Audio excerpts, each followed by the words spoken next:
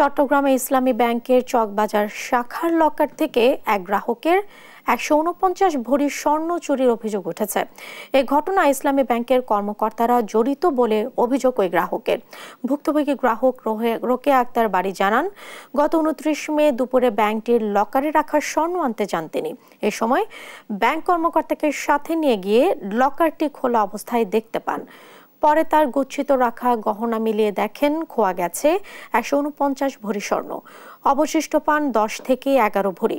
বিষয়টি তিনি তাৎক্ষণিকভাবে ব্যাংক কর্তৃপক্ষকে জানিয়ে চকবাজার থানায় গেলে পুলিশ তার সাধারণ ডায়েরি নেয়নি বলে অভিযোগ করেন তিনি। এই ঘটনায় তদন্ত করে ব্যবস্থা নেওয়ার কথা জানায় ব্যাংকটির ব্যবস্থাপক।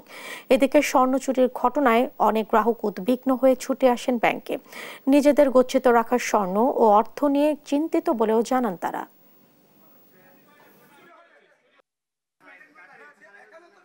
বুধবার দিন দুপুরে যখন আম্মা গেল ব্যাংকের লকারে, ওনার সাথে লকারের ইনচার্জ ছিল, ওনারা একসাথে ঢুকেই ওই লকারটা খোলা দেখতে পান।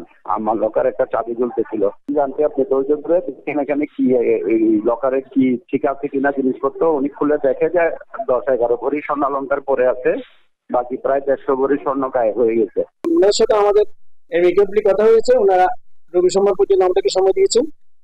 আমরা আমাদের দিক থেকে আমাদের ইন্টারনাল যে তদন্ত কাজটার ফাইন্ডিংস ওনাদেরকে জানাবো। আমি যখন বেরোচ্ছিলাম তখন জিনিসটা যখন শুনেছি, আমার নিজের কাছেই মনে হচ্ছে যেন আমার আসলে টাকা যেগুলো আমার এখানে আছে সেগুলো সেফ কিনা।